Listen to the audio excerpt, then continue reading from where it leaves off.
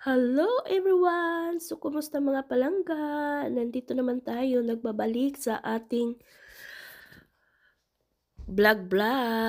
So, ayan mga palangga, ngayon is may appointment tayo. Dalawang appointment natin. Yung una is appointment ni Yasmin. So, ayan, samahan nyo kami mga palangga. Let's go! So, tingnan natin sa yung view natin. So, yan yung natin, no, mga tanawin sa labas.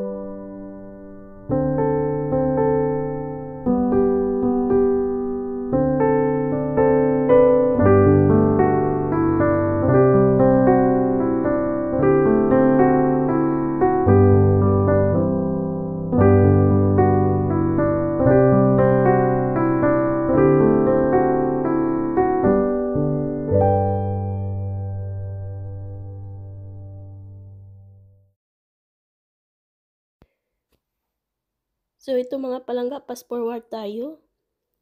So, I think dito na mga palangga, kakatapos lang pala namin sa Auslander Bihordi or Foreigner Authority. So, good news siya ngayon mga palangga kasi nga, okay na yung resident permit natin. Kunin na lang natin sa March 19. Nga mga palangga, kasi nga ako daw illegal yung pagtira ko dito sa Germany kasi nga wala akong visa.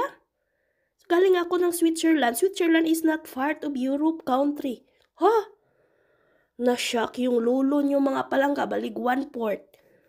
So, tapos, ay lalong na-shock yung lulo niyo pag sabi, kung wala siyang resident permit is, ay ibalik yan sa Switzerland o ibalik yan sa Pinas. Ay, balig one half na yung shock ng lulo niyo. Oh no! Ay sabi ko, ano ka lang dyan, relax.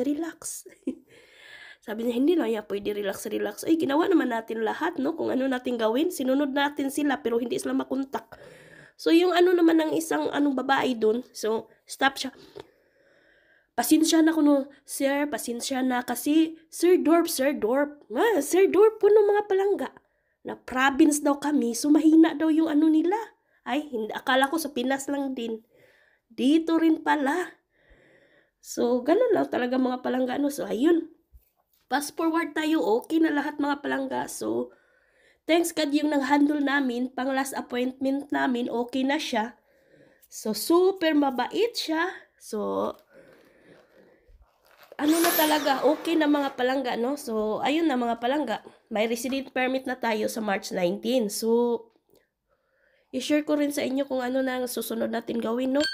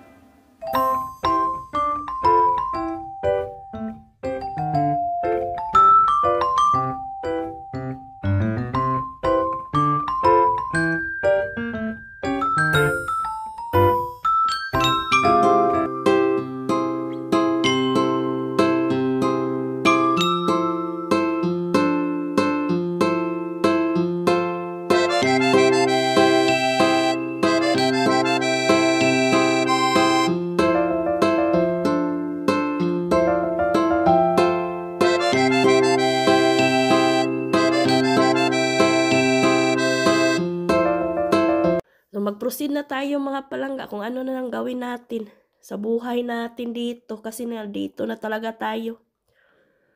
Thanks for watching mga palangga o salamat sa inyong pagsuporta no sa walang sawang pagsuporta sa aking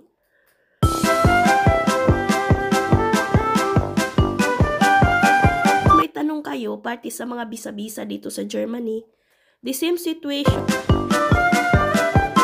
Comment lang mo sa ubos kay basig natin baka may ano tayo dyan. Maisasagot tayo. Thanks for watching. God bless. Bye-bye.